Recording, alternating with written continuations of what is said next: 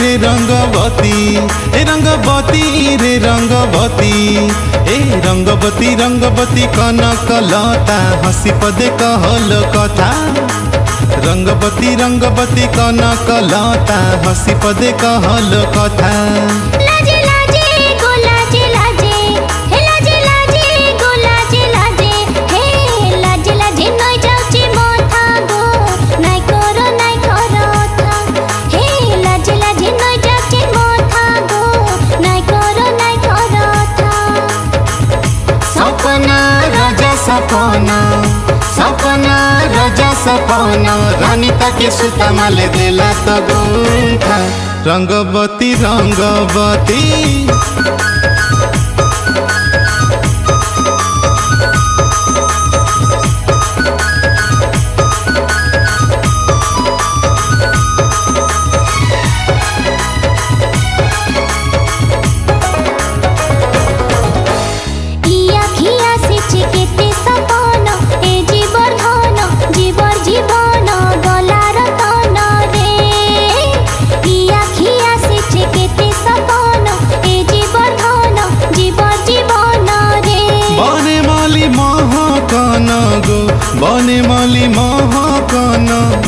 बने मली महकन आहा मोर धन केड़े मिलन छन छन हे सिमन आहा मोर धन केड़े मिलन छन छन हे सिमन।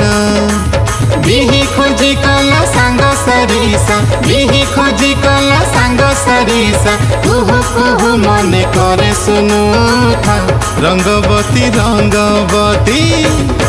हे रंगवती रे रंगवती होय गो लाजे लाजे गो लाजे लाजे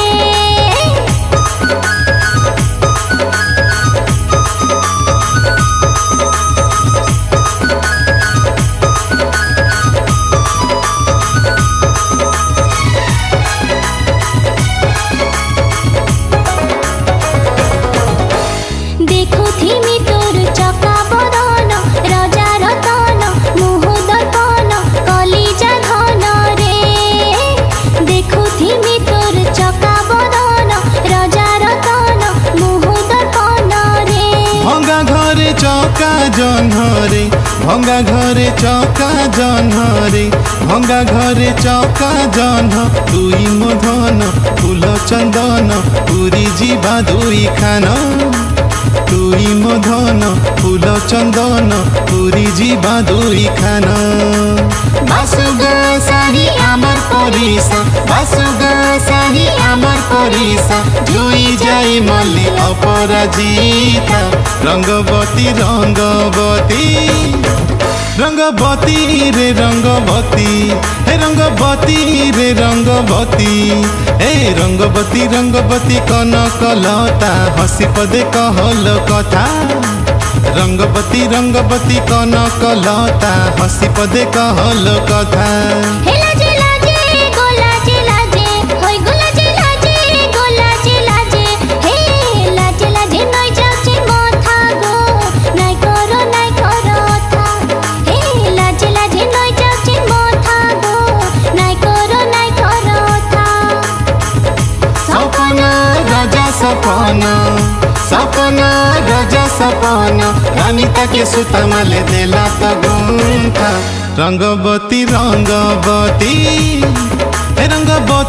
रे रंगवती होय गो लाजे लाजे गो लाजे लाजे रंगवती रे रंगवती।